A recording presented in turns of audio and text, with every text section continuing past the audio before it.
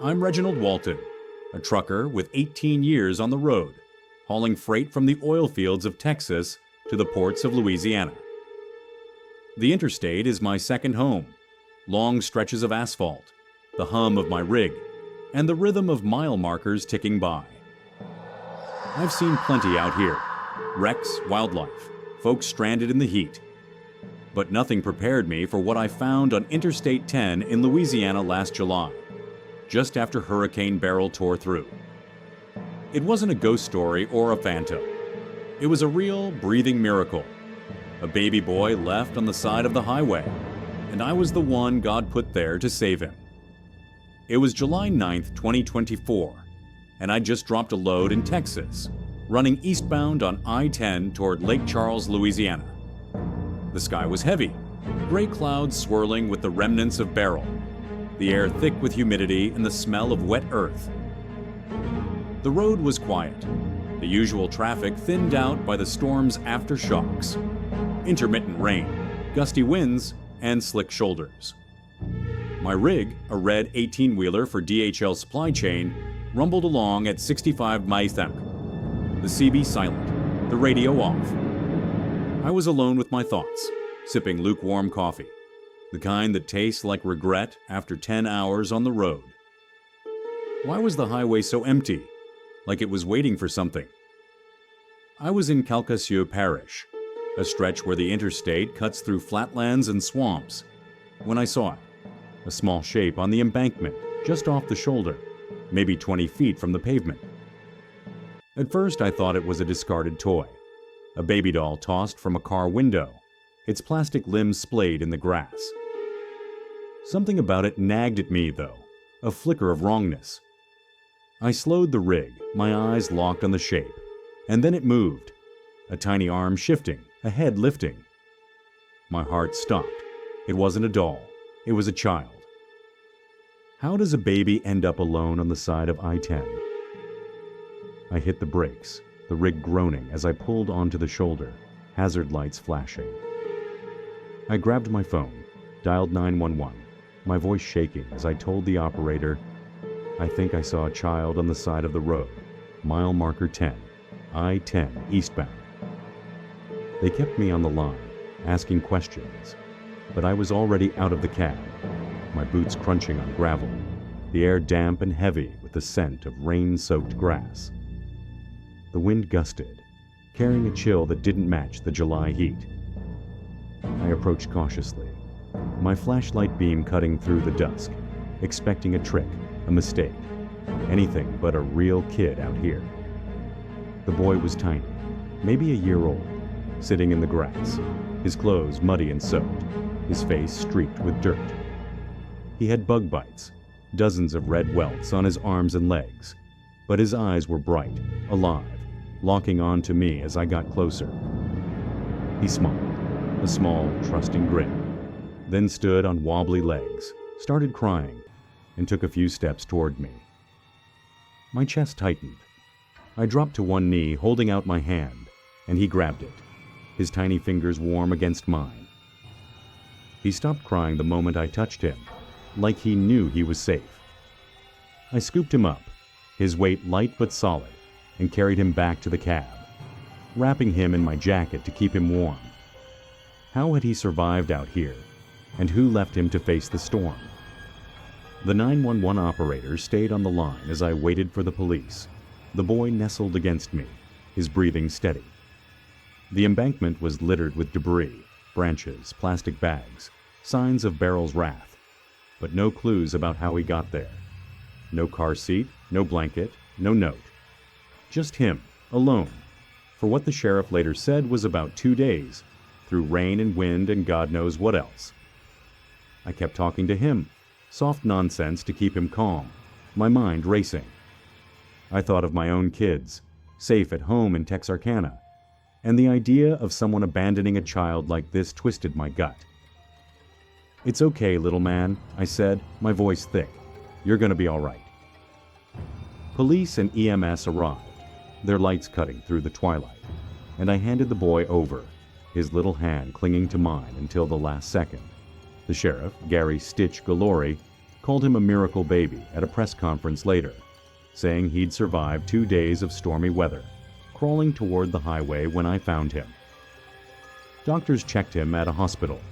Aside from the bug bites, he was unharmed, in good spirits, drinking water like nothing had happened. They turned him over to State Family Services, but the story didn't end there. Why did it feel like the highway led me to him, like it was meant to be? I learned the rest from news reports and whispers at truck stops. The boy's 4-year-old brother had been found dead the day before, pulled from a pond behind a welcome center near the Texas line, not far from where I found the baby. Their mother, Aaliyah Jack, 25, was arrested 350 miles away in Meridian, Mississippi, charged with failing to report a missing child, and later with second-degree murder. The baby was the subject of a BOLO alert, a desperate search I hadn't known about when I stopped. The sheriff said it was a miracle he survived. 2 days in the elements, with storms spinning off Beryl, and he was crawling toward the road when I saw him. Thank God that trucker seen him, Guillory said, and I felt it in my bones. Something bigger than chance put me there. I drove on to Lake Charles, but the boy's face stayed with me, his smile haunting my dreams. I kept seeing that embankment, the way he stood and walked toward me, like he knew I'd come. At a diner in Baton Rouge, an old-timer, his face like weathered leather, heard my story and nodded. "The highway's got a way of choosing," he said. "You were meant to find that boy. Something out there made sure of it." He slid a napkin across, a single word scrawled, "Blessed." Was it God, fate, or the road itself that guided me to him?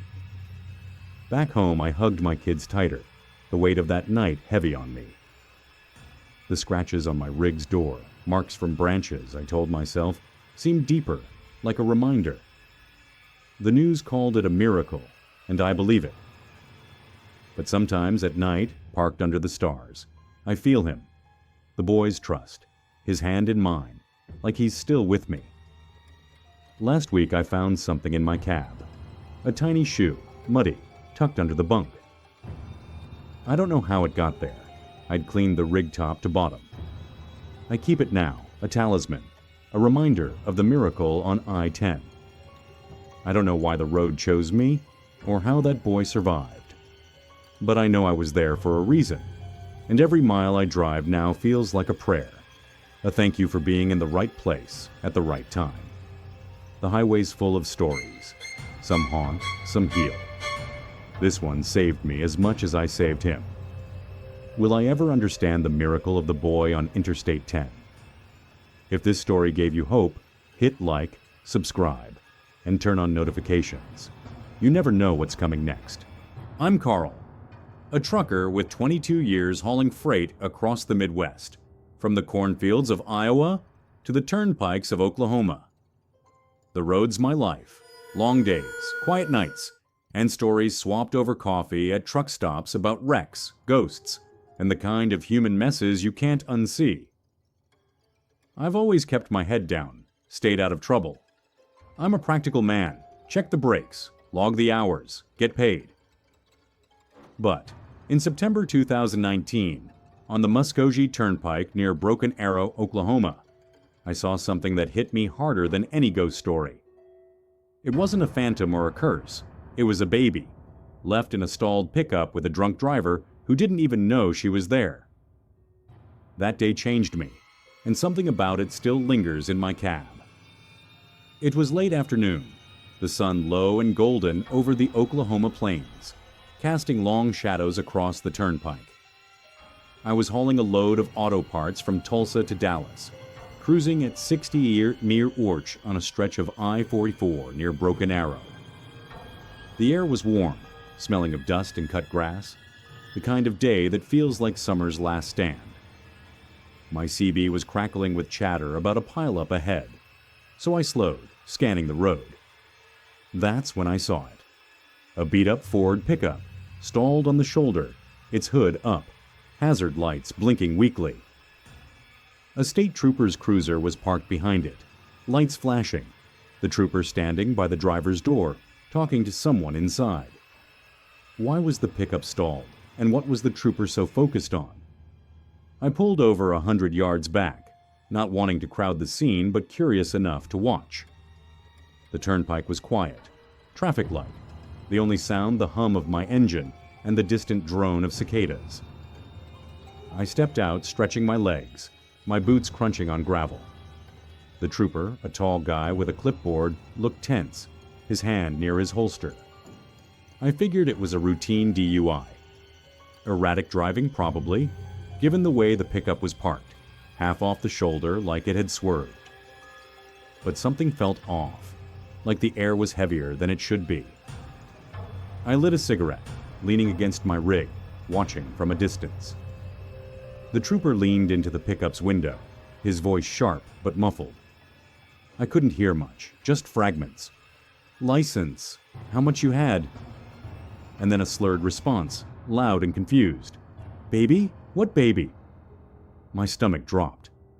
I edged closer, staying out of the way, and saw the trooper open the back door of the pickup.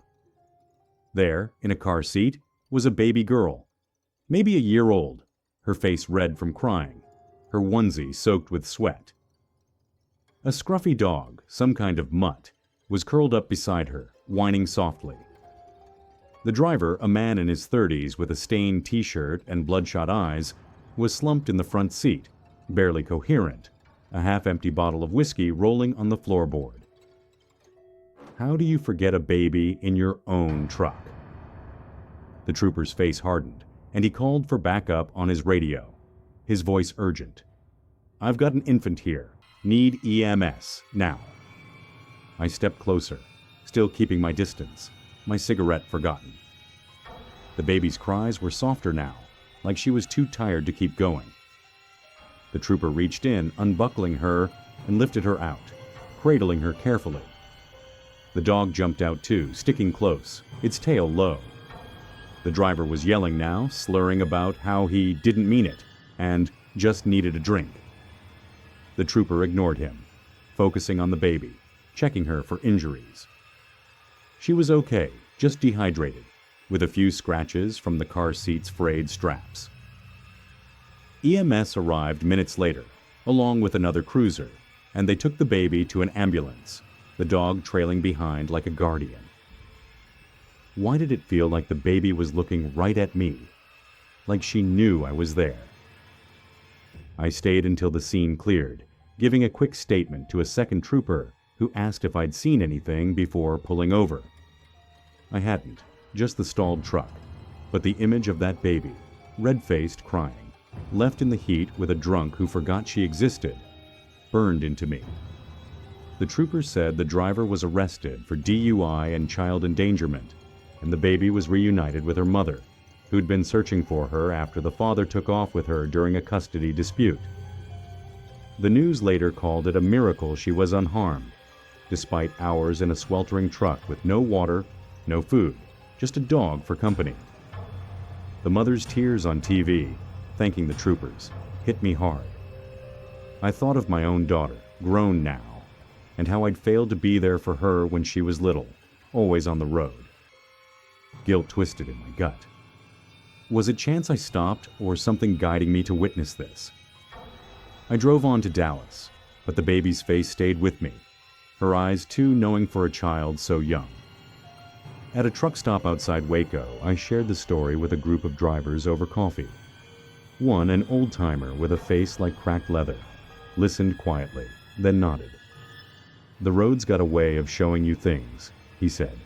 Kids left behind, souls in need. That baby was lucky you and that trooper were there. Something bigger was watching. He slid a napkin across, a single word scrawled, "Blessed." Did the road choose me to see her, or was it just dumb luck? The run to Dallas was uneventful, but the weight of that day didn't lift. I kept seeing her in my dreams, sitting in that car seat, the dog's whine echoing. A week later, on another haul through Oklahoma, I found something in my cab.